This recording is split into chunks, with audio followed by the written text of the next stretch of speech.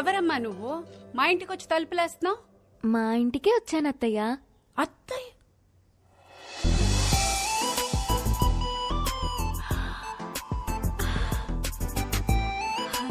అయ్యయ్యో లే తల్లి, సిటీ ఛానల్ చీర కట్టుకుని నా ఇంటికి వచ్చినంత సంతోషంగా ఉంది. ఏం తీసుకుంటావు?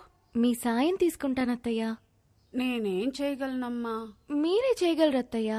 ఎల్లుండి నా పెళ్లి చూపు. అయ్యో కంగారు పడకండి, అది మనం చెడగొట్టాలి. కార్తీక్ చెప్దామా? ఆహా, కార్తీక్ చెప్తే ఆల్ ది బెస్ట్ చెప్తాడు, అందుకే మీకు చెప్తున్నా. నేనేం చేయగలనమ్మా? నా కోసం ఆ మాత్రం చేయలేరా అత్తయ్య? ప్లీజ్. సింగిల్ గా నేనేం చేయలేను. నా తొట్టి గ్యాంగ్ తోటైతే ఏదో ఒకటి చేయగలను. హలో, నేను రామయ్య మాస్టర్ని మాట్లాడుతున్నాను. త్వరగా స్కూల్ దగ్గరకు వస్తావా బాబు? వస్తున్నాను సార్.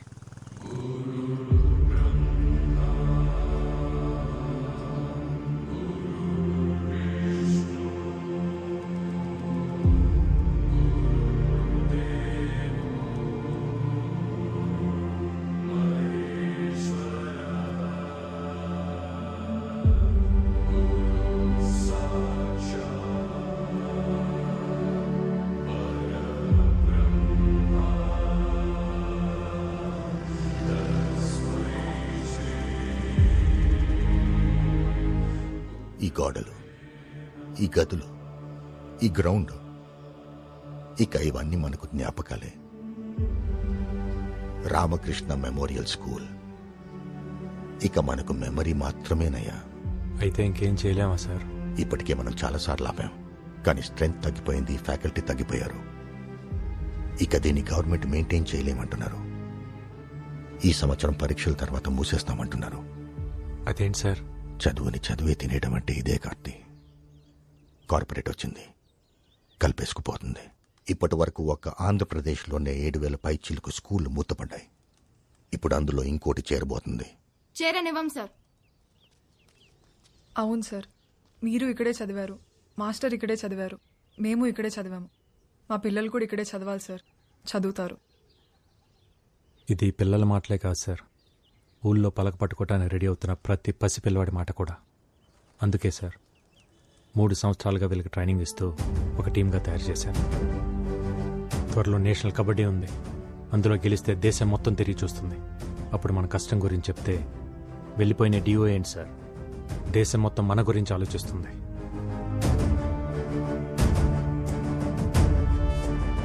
మంచి జరగాలని కోరుకుందాం. రాఖీ పండగ కదా, వాడికి ఇష్టమని పాల తాలికలు చేశాను, తినలేదు. నువ్వన్నా ఒక మాట చెప్పకూడదు. స్పోర్ట్స్ కోటాలో మంచి ఉద్యోగం తెచ్చుకున్నాడు. సిటీ ఛానల్లో ఒక మంచి అమ్మాయిని కూడా చూశాను.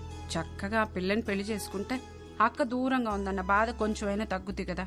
నువ్వు మాట్లాడవే. సరే, వాడికి రే, అక్క మాట్లాడుద్దంట.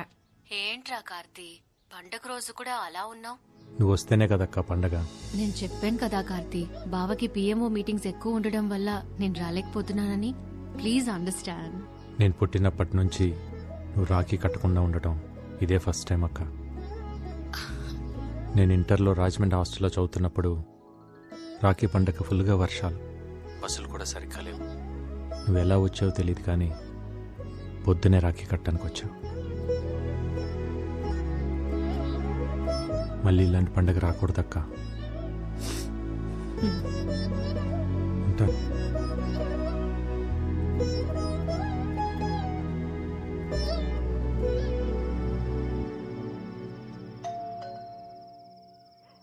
ఈ టైంలో ఎవరమ్మా? నువ్వు తీసి లోపల పెట్టు. అలాగేనండి.